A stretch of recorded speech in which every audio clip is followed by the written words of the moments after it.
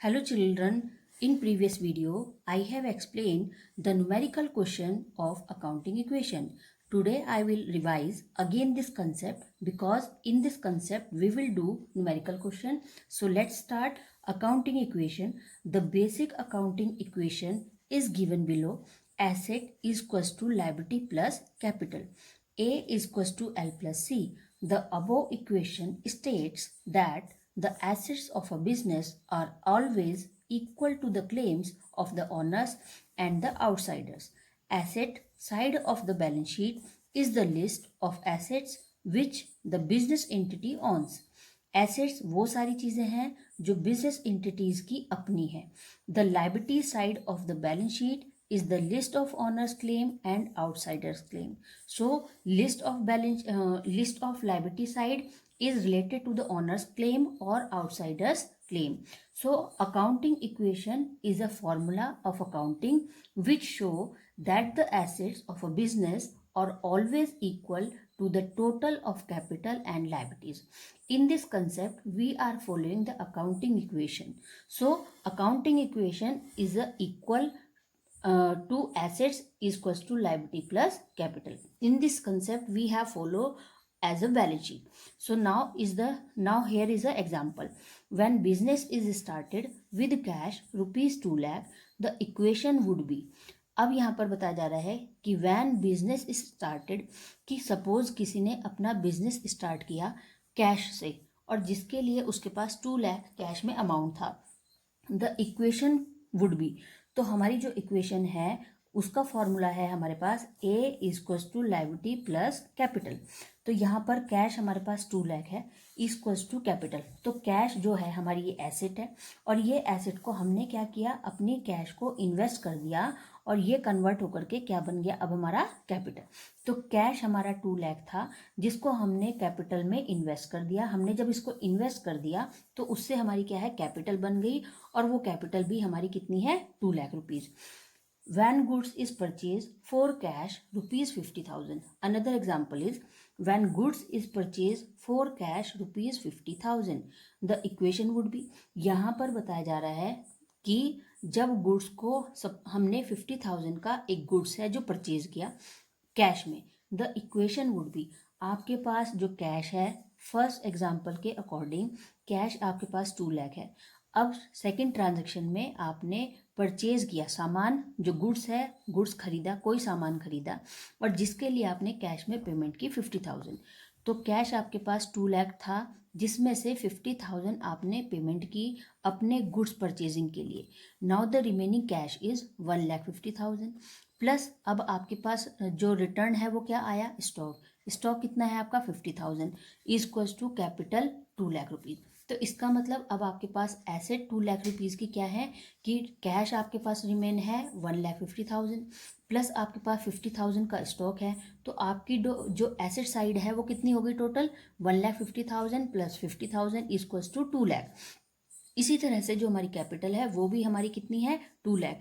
तो हमारा जो अकाउंटिंग इक्वेशन का जो कंसेप्ट है, in this concept we always trying that assets should be equal to the liabilities plus capital, कि आपकी जो एसेट्स हैं वो आपके लाइबिलिटीज और कैपिटल के इक्वल होने चाहिए.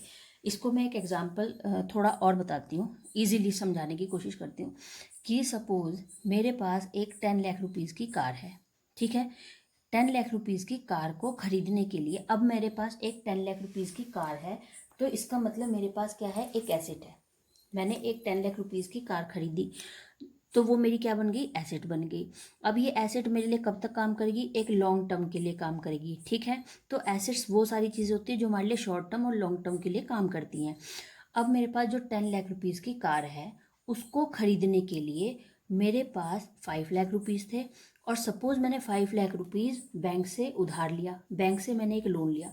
तो अब यहाँ पर देखिए कि 10 लाख रुपीज़ की कार को खरीदने के लिए मेरे पास अपना जो पैसा था वो केवल 5 लाख रुपीज़ इन्वेस्टमेंट था और 5 लाख रुपीज़ मैंने as a creditation as a liabilities किससे रिसीव किया, बैंक से. तो इसका मतलब जो मेरे पास 10 लाख रुपीज़ की, अगर मेरे पास 10 लाख रुपीज़ की एसेट है, अब एसेट क्या है मेरे पास यहाँ पर 10 लाख रुपीज़ की कार जिसको खरीदने के लिए मैंने लाइबिलिटी यूज़ की और प्लस कैपिटल यूज़ किया। लायबिलिटीज़ मैंने 5 लाख रुपीज़ की अरेंज की। क्या है ये? बैंक लोन, कि मैंने बैंक से एक लोन लिया 5 लाख रुपीज़, और प्लस मेरे पास अपना इन्वेस्टमेंट कितना था कैपिटल का? 2 लाख रुपीज़। टोटल मेरे पास एसेट्स कितने की है? 10 लाख रुपीज़ की। तो इस तरह से हम अकाउंटिंग इक्वेशन के कंसेप्ट में हमेशा हमेशा यही एक कंसेप्ट फॉलो करेंगे कि जो हमारी एसेट्स है, जो हमारी एसेट डेबिट साइड में लिखी हैं, प्लस साइड में लिखी हैं, वो सारी एसेट्स हमारी लायबिलिटी और कैपिटल के इक्वल होनी चाहिए। किस लिए? कि अगर सपोज अभी आपके पास अगर 10 लाख रुपीज़ की कार है और आपने 10 लाख रुपीज़ की कार को खरीदने के लिए सिर्फ आपके पास सपोज 5 लाख रुपीज़ का इन्वेस्टमेंट था, 5 लाख रुपीज़ ही थे, तो इसका मतलब 5 लाख रुपीज़ आपके पास कहाँ से आए? ठीक है। तो जब हम एक कोई भी बिजनेस या कोई भी एंटरप्राइज या कोई भी फर्म जब अपना रिकॉर्ड मेंटेन करती है, या जो अपना रिकॉर्ड मेंटेन करती है और सीए को या अपने ऑडिटर को या किसी भी जो अकाउंटिंग पर्सन है उसको शो करती है, तो वहाँ पे ये सब चीज़ें पूछी जाती हैं, ये इंक्वायरी होती है कि आपके पास एसेट्स कितनी है, आपकी अगर ये एसेट्स हैं तो आपने इनको कैसे अरेंज किया, आपके पास कितना इन्वेस्टमेंट अपना था, कितनी आपके ऊपर लायबिलिटीज़ है। तो सपोज आपके पास एक क्वेश्चन मार्क बन जाएगा कि अगर सपोज एक इंडिविजुअल किसी ऑर्डिनरी पर्सन के पास भी 10 लाख रुपीज़ की कार है और हमें ये लग रहा है कि अरे इसके पास 10 लाख रुपीज़ की कहाँ से कार होगी, इनका तो कोई ज़्यादा अर्निंग सोर्स नहीं है और ये तो बहुत ज़्यादा, इनका घर भी इतना अच्छा नहीं है, मतलब हम उसके बारे में एक अजम्पशन लगा रहे हैं। लेकिन अब अगर हम वहाँ से हमने उनसे पूछा कि सर आपने ये 10 लाख रुपीज़ की कार कब खरीदी, तो वो कहेंगे अरे नहीं भाई, ये 10 लाख रुपीज़ की कार तो मैंने क्या ली है, बैंक से लोन लिया है, इसमें तो सिर्फ मेरा अपना इन्वेस्टमेंट 5 लाख का था और 5 लाख का मैंने एक बैंक से लोन लिया है जो मेरे ऊपर एक लायबिलिटी ड्यू हो चुकी है, और तब इन दोनों के सोर्स से मैंने अपनी एसेट्स को अरेंज किया है। लेकिन इसका मतलब है कि अगर आप कोई भी एक चीज़ को, कंसेप्ट को यूज़ नहीं कर रहे हैं, तो सपोज यहाँ पे आपके पास 10 लाख की कार है और आपने किसी से 5 लाख का लायबिलिटी यूज़ किया है, तो इसका मतलब यहाँ पे अपने आप पता चल रहा है कि 5 लाख रुपीज़ आपके पास क्या था, अपना ही होगा। जब आपने 5 लाख रुपीज़ की किसी से लायबिलिटी ली है, किसी से पैसा कैरी किया है, उधार लिया है, तो इसका मतलब है कि आपने 5 लाख रुपीज़ अपना इन्वेस्टमेंट जो है वो खर्च किया है। तो इसीलिए हमारा जो अकाउंटिंग इक्वेशन का कंसेप्ट है उसमें हम फॉलो करते हैं कि asset should be equal to the liabilities plus capital. So, related to the accounting equation, I have already explained 2 numerical question, but today again I have explained 2 more numerical questions. So, after that you have concept your numerical portion. Accounting equation is asset is equals to liability plus capital. Assets, अब आपके पास यहाँ different type से क्या है, आपको assets के जो नाम है वो मिलेंगे और जिनसे आपको ये अब क्या है, धीरे धीरे ये जानने की कोशिश करनी है कि हमारी एसेट्स कौन सी हैं, हमारी लायबिलिटीज़ क्या हैं, उनके लिए पर्टिकुलर जो वर्ड हैं वो क्या यूज़ किए जाएंगे हमारे अकाउंट टर्म में, और हमारी जो कैपिटल है उसके लिए क्या इंडिविजुअल वर्ड होगा। तो इस तरह से यहाँ पर मैंने अभी कुछ एग्जांपल्स लिखे हैं कि जिनको हम एसेट्स, जब हमारे सामने ये वर्ड शो होंगे तो हम वहाँ से बहुत इजीली समझ जाएंगे कि ये हमारी एसेट्स है। तो जब हम अपने अकाउंटिंग जो फॉर्मेट है उसको फॉलो करेंगे, asset is equals to liability plus capital. Asset, अब आपके पास डिफरेंट टाइप्स की ये एसेट्स आएंगी। कैश है अगर है तो वो आपकी एसेट है, machinery, plant, stock, furniture, debtors, prepaid expenses, investment, bank, building etcetera. तो ये सारी जो टर्म्स हैं, ये जो इंडिविजुअल टर्म्स हैं, ये आपकी क्या है, एसेट्स हैं। एसेट्स कैसे हैं कि कैश आपके पास सपोज, अच्छा अगर आपकी जेब में पैसे हैं तो वो क्या है, आपका कैश है, वो आपके पास है तो इसका मतलब वो आपकी एसेट है, आप जब चाहे उसको खर्च कर सकते हैं। मशीनरी, आपके घर में एक वॉशिंग मशीन है, एक स्विंग मशीन है या कोई एसी है, तो ये सब आपकी मशीन है, लॉन्ग टर्म के लिए काम कर रही है, ये आपकी एसेट है। प्लांट है, स्टॉक है, फर्नीचर है, डेप्टर्स है, डेप्टर्स का मतलब जो हमें पैसा दे रहा है वो हमारा डेप्टर है। क्रेडिटर का मतलब है कि जिन्हें हम पैसा देंगे वो क्रेडिटर है। प्रीपेड का मतलब होता है एडवांस, कि हमने कोई खर्चा एडवांस में कर दिया, हमने सपोज अपने बच्चे की स्कूल में फीस एडवांस जमा कर दी, तो इसका मतलब उनके पास क्या चला गया, एसेट चला गया, पैसा चला गया एडवांस में। Investment means when we have deposit our money in a long time, that is called the investment. कि जब हम अपना इन्वेस्टमेंट करते हैं एक लॉन्ग टर्म के या शॉर्ट टर्म के लिए, उसे हम इन्वेस्टमेंट कहते हैं, जिसपे हमें कुछ इनिशियल अमाउंट मिलता है एज अ इंटरेस्ट।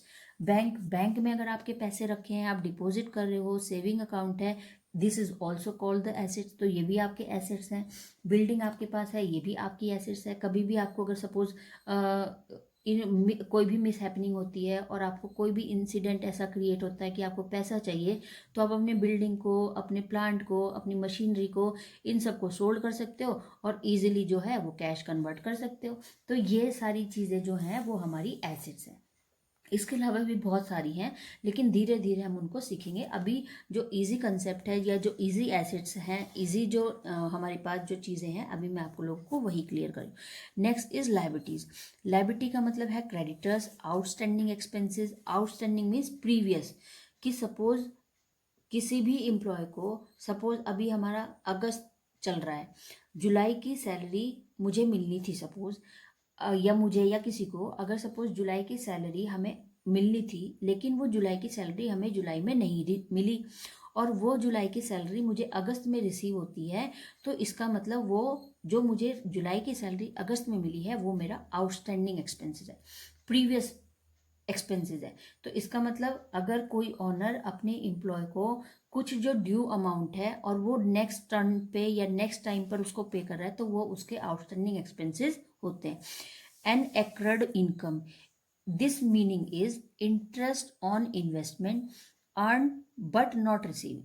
कि ऐसा इंटरेस्ट जो आपको अपने इन्वेस्टमेंट पे मिलना है, आपको मिलेगा, लेकिन वो अभी आपको रिसीव नहीं हुआ, that is called the unaccrued income.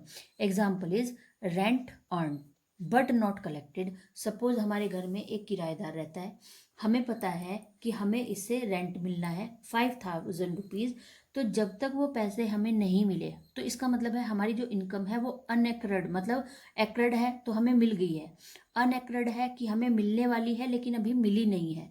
तो जैसे यहाँ पर एग्जाम्पल है कि rent earn but not collected, मेरे किराएदार से मुझे 5000 रुपीज़ एज अ रेंट मिलना है, लेकिन वो अभी मुझे नहीं मिला, तो ये सब हमारे क्या होंगी, अनएक्र्ड इनकम होंगे।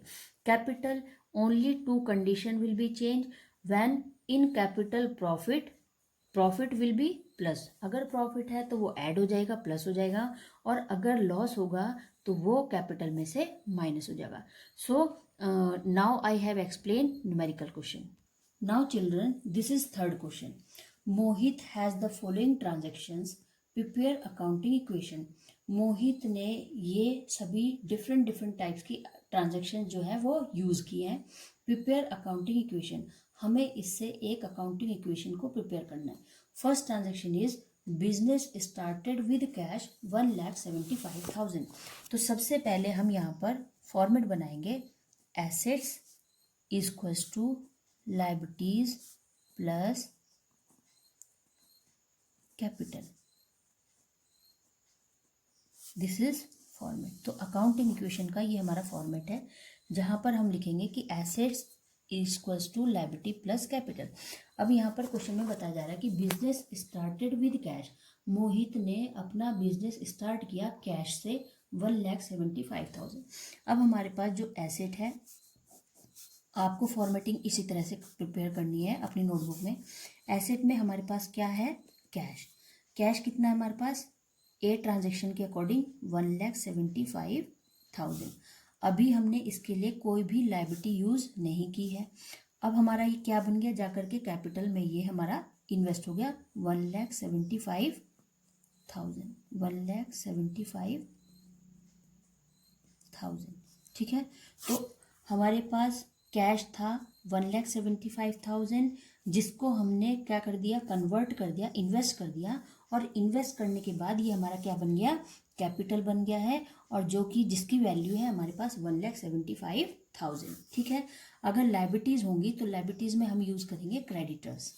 Next transaction is second, purchase goods from Rohit 50,000। अब हमने यहाँ पर रोहित से 50,000 का जो है गुड्स खरीदा है।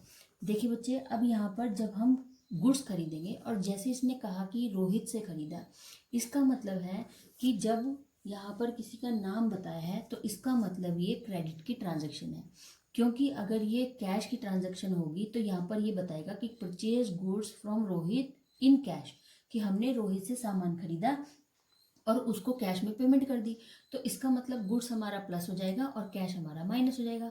लेकिन यहाँ पर वो पर्टिकुलर कह रहा है कि गुड्स मैंने किससे खरीदा है, रोहित से। रोहित की अमाउंट की कितनी वैल्यू का गुड्स है, 50,000 का। इसको मैं आपको एक एग्जांपल से समझाती हूँ कि सपोज एक कॉन्फेक्शन चिल्ड्रन, जैसा मैंने आप लोगों को बताया कि परचेज गुड्स फ्रॉम रोहित, कि अगर सपोज एक कन्फेक्शनरी की दुकान पे ए और बी दो आदमी खड़े हैं, 2 पर्सन्स वहाँ पर खड़े हैं, और ए कह रहा है कि ए ने शॉपकीपर को कहा कि मुझे 10 ए ने शॉपकीपर से कहा कि मुझे 10 रुपीज़ का एक बिस्किट चाहिए, ठीक है। तो शॉपकीपर क्या करेगा, 10 रुपीज़ उससे ले लेगा और बिस्किट उसको दे देगा। अब ये कौन है, इसका नाम अशोक है, रमेश है या राजेश है, इससे शॉपकीपर को कोई भी लेना देना नहीं है, क्योंकि उसको तो पैसे चाहिए। हमने उसके ए ने उसके काउंटर पे 10 रुपीज़ रखे, बिस्किट उठाया और वो चला गया। अब दूसरी तरफ अगर यहाँ पर एक बी पर्सन है और जिसने शॉपकीपर से कहा कि भैया मुझे 10 kg शुगर दे दो, ठीक है। तो ये कह रहा है कि 10 kg मुझे शुगर चाहिए। 10 kg शुगर, सपोज यहाँ पर 40 रुपीज़ अमाउंट है, तो 10 kg यहाँ पर 400 की हमारी 10 kg शुगर हो गई। तो अब यहाँ पर शॉपकीपर इसको क्या कहेगा कि ठीक है, अपने हेल्पर को कि इसके लिए 10 kg जो शुगर है उसको मेज़र कर दो, और मैं इसकी जो बुक्स में है वो रिकॉर्ड कर देता हूँ इसकी एंट्री कि बी ने 12 को 10 kg शुगर मुझसे खरीदी और जो मैंने उसको दे दी। तो इस तरह से यहाँ पर तो दुकानदार अब वहाँ पर जब एंट्री करेगा अपनी बुक्स में, तो वहाँ पर वो किसका नाम लिखेगा, बी का, क्योंकि जब अगर वो नाम लिखेगा तभी उसको ये करंट जो डेटा है ये याद रहेगा कि बी को मैंने उधार में कितना सामान बेचा, सी को हमने कितना बेचा, कब बेचा, किन कंडीशंस में बेचा। तो इसीलिए अकाउंटिंग टर्म्स में जब हम किसी का पर्टिकुलर नाम यूज़ करेंगे मोस्टली, तो उसका मतलब होगा कि अगर सपोज कैश नहीं है, बैंक यूज़ नहीं कर रहा है, तो इसका मतलब वो हमसे जो सामान है वो क्रेडिट में खरीद रहा है। तो इस कंडीशन में परचेज गुड्स फ्रॉम रोहित 50,000, तो जो रोहित है उसने यहाँ पर 50,000 का गुड्स जो है वो परचेज किया। तो यहाँ पर हमारे पास जो पहले एसेट थी कैश, अब हमारे पास क्या आ रहा है, गुड्स आ रहा है। गुड्स हमारे पास कितने का आया, 50,000 का, 50,000 का हमारे पास गुड्स है।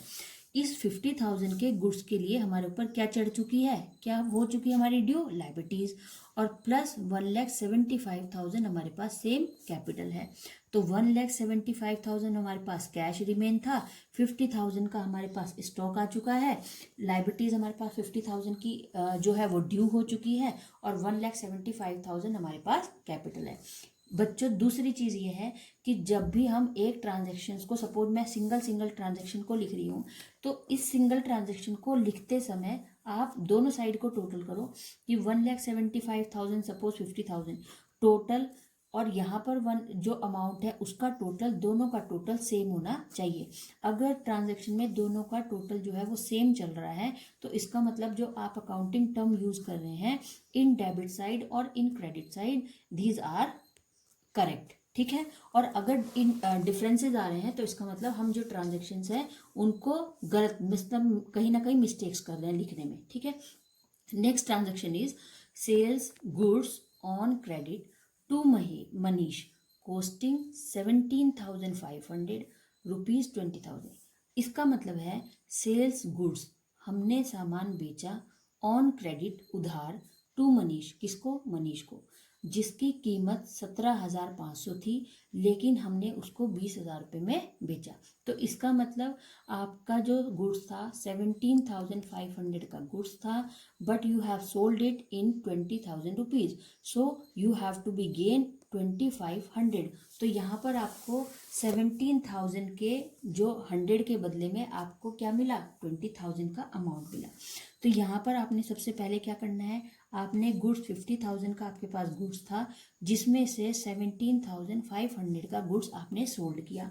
इसके लिए आपको जो है, अब यहाँ पर जो हमसे जिसको हमने सामान बेचा है, जब हम किसी को सामान बेचेंगे और वो हमें पैसा देगा तो वो हमारा डेप्टर होगा। तो ये हमें अब कितना पैसा देगा, 20,000 रुपीज़ ये हमें पेमेंट करेगा। अब हमारे लिए 50,000 की लायबिलिटी जो है रोहित की वो ड्यू चल रही है, प्लस यहाँ पर 2,500 का हमें क्या हो चुका है, प्रॉफिट हो चुका है। तो यहाँ पर अब हम क्या करेंगे, यहाँ पर एक न्यू इक्वेशन जो है फाइनल जो ट्रांजेक्शन है उसको कैरी करेंगे। 1,75,000 हमारे पास कैश है, 50,000 का स्टॉक था जिसमें से 17,500 का जो स्टॉक है वो हमने सोल्ड कर दिया। Remaining stock is 20,500। डेप्टर हमारे पास कितने के हैं, जो मुझे पैसा देगा डेप्टर 20,000 के। लाइबिलिटीज ड्यू है 50,000 रुपीज़ और 25 यहाँ पर 175 प्लस 2,500 इक्वल्स टू 1,77,500। ये हमारे पास इक्वेशन बन चुकी है। Next transaction is D, purchase furniture for office use 10,000 rupees. अब हम यहाँ पर जो है परचेज कर रहे हैं, क्या हम परचेज कर रहे हैं, फर्नीचर। तो यहाँ पर हमारे पास एसेट में एक और चीज़ प्लस हो रही है, क्या आ रहा है हमारे पास, फर्नीचर। 1,75,000 हमारे पास कैश है। गुड्स हमारे पास रिमेन है 32,500। 20,000 के मेरे डेप्टर हैं और फर्नीचर हमने अब यहाँ पर फर्नीचर कितने का खरीदा है, 10,000 का फर्नीचर हम खरीद करके लाए हैं, जिसके लिए हमने 10,000 की पेमेंट कैश में यूज़ की है। Now the remaining cash is 1,65,000। अब हमारे पास कैश रिमेन जो है वो है 1,65,000।